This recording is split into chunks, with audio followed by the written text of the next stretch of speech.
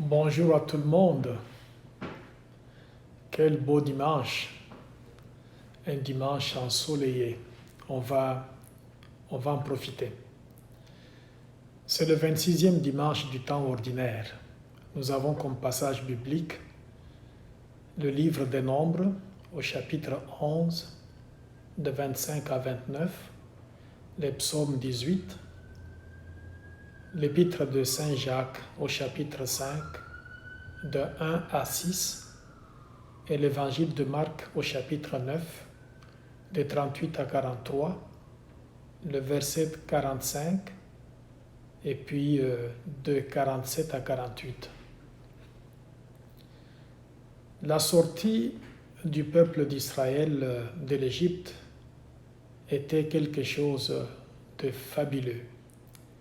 Israël était content de quitter cette terre d'esclavage afin de se rendre à la terre promise, ce pays où coule le lait et le miel.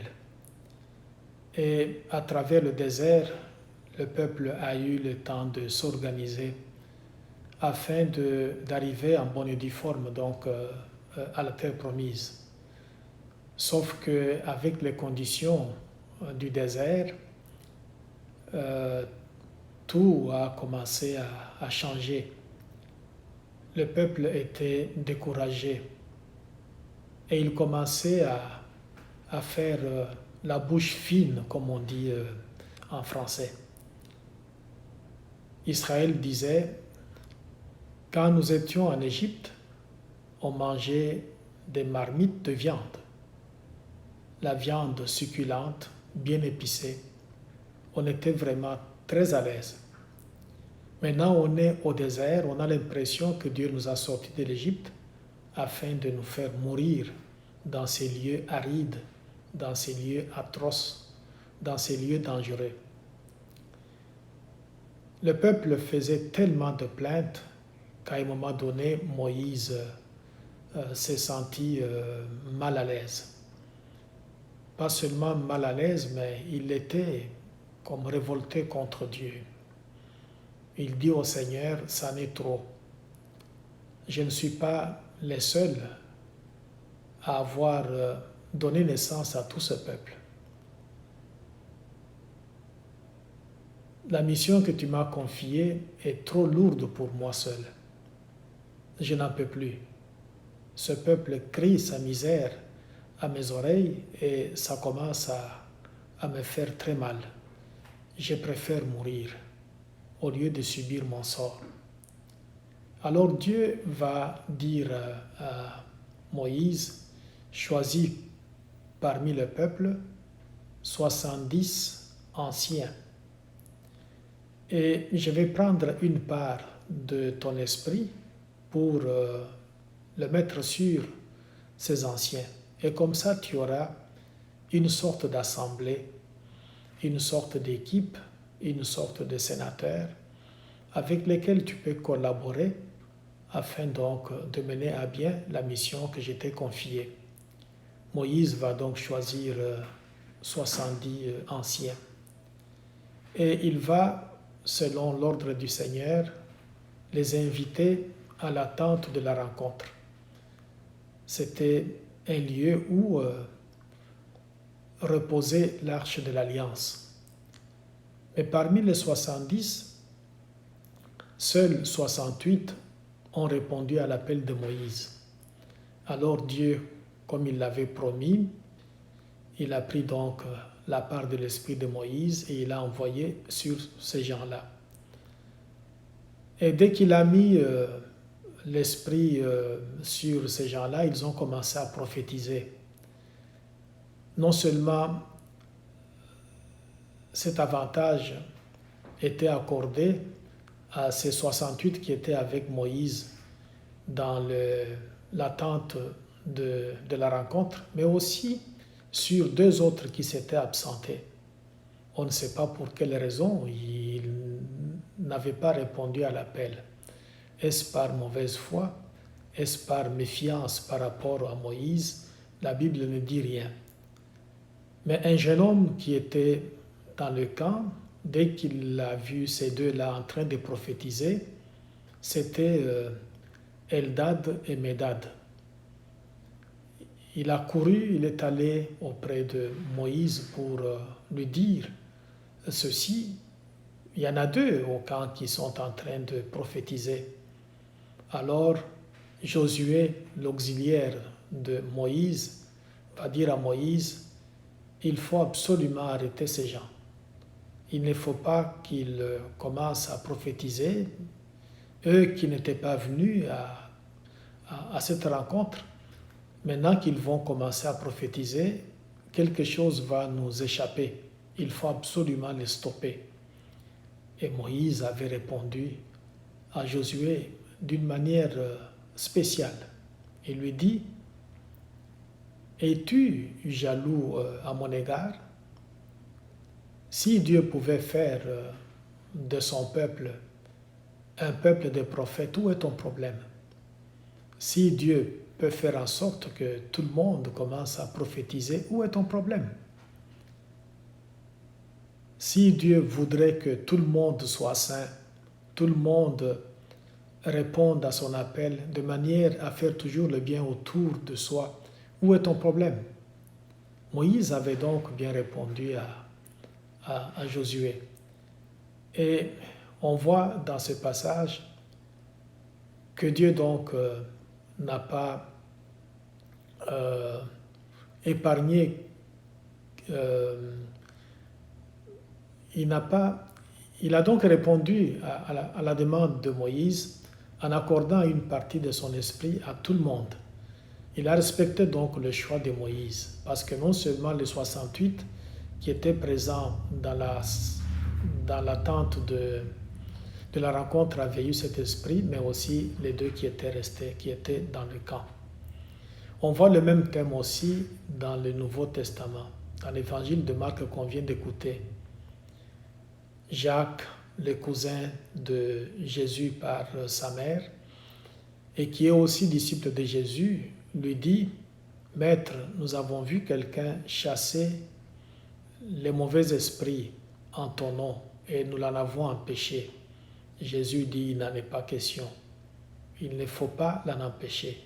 Quelqu'un ne peut pas faire quelque chose en mon nom et puis après ça parler mal de moi. Non. Jésus veut dire par là que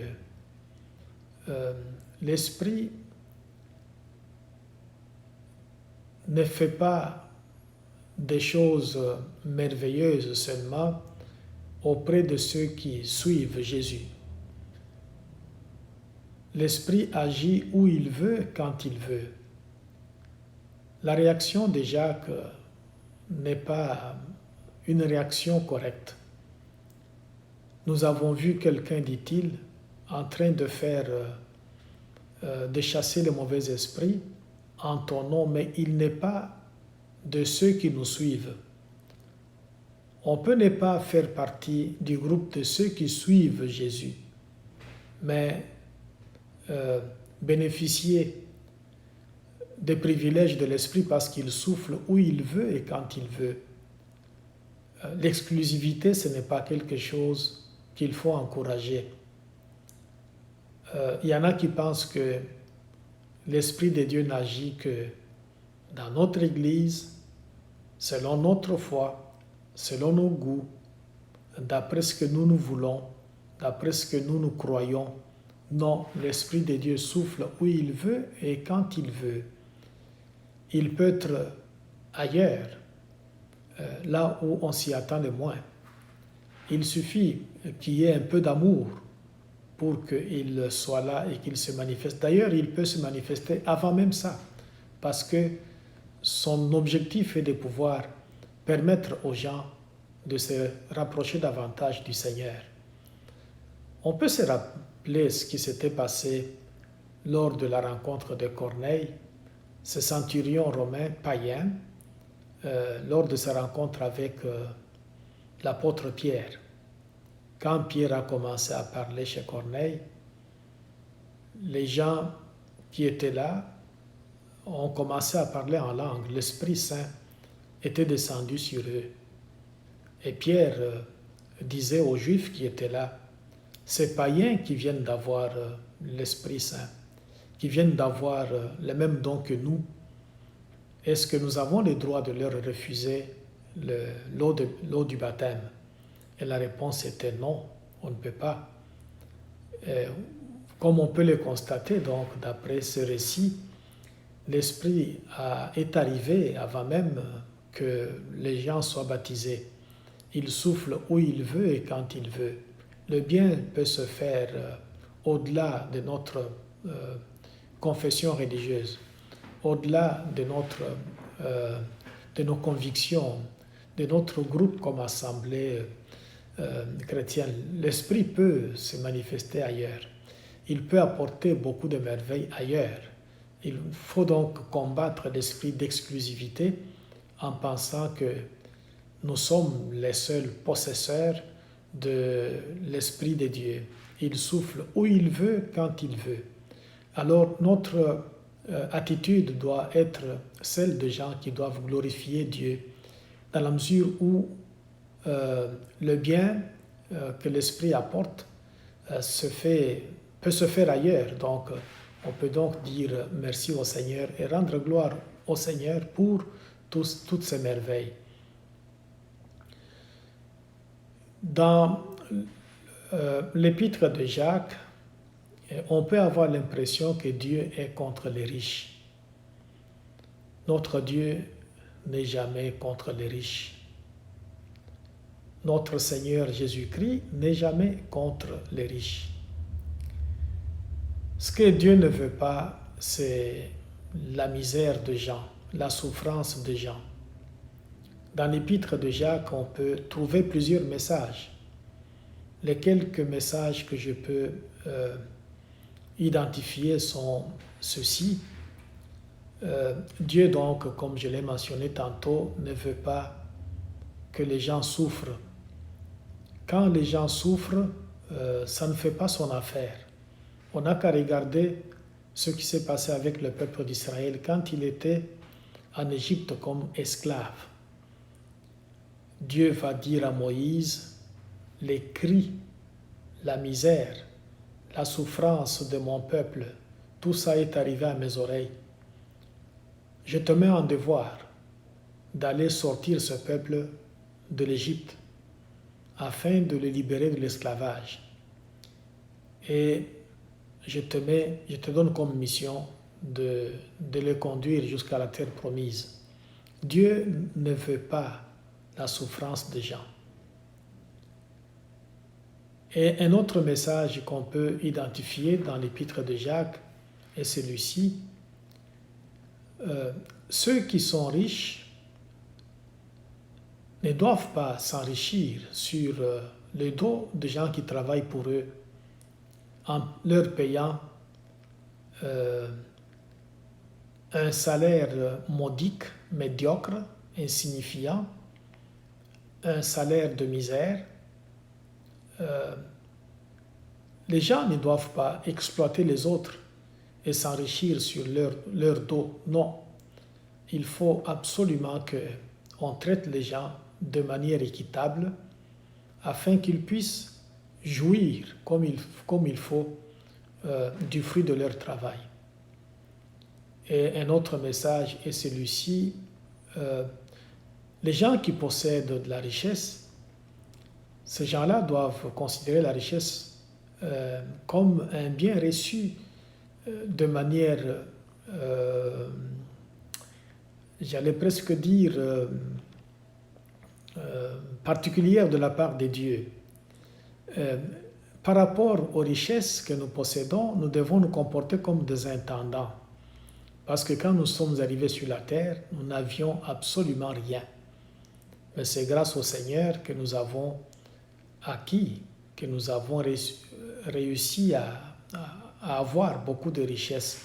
Alors nous devons avoir une attitude d'humilité et nous considérer comme étant les intendants du Seigneur, comme les intendants des biens que nous avons reçus, et nous montrer aussi sensibles à la misère des gens. On ne peut pas vivre en laissant tomber les gens à notre gauche, à notre droite, en nous montrant indifférents par rapport à leur misère et nous sentir heureux pour autant. Non. Dieu, s'il nous a donné de la richesse, c'est pour que nous puissions aller au secours de ceux qui n'ont pas grand-chose. Et comme ça, tout le monde va se sentir à l'aise. Et le psaume 18 qui nous est proposé chante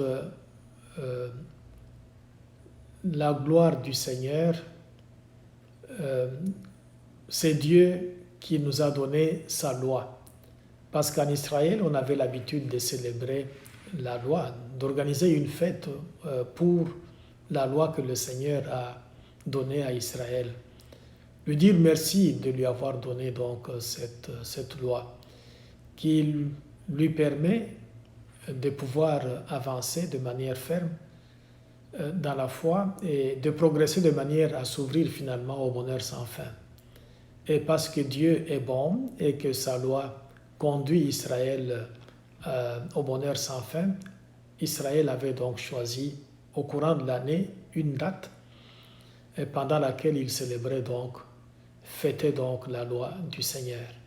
Ce serait une bonne chose que chaque croyant, chaque croyante puisse songer à quelque chose de pareil.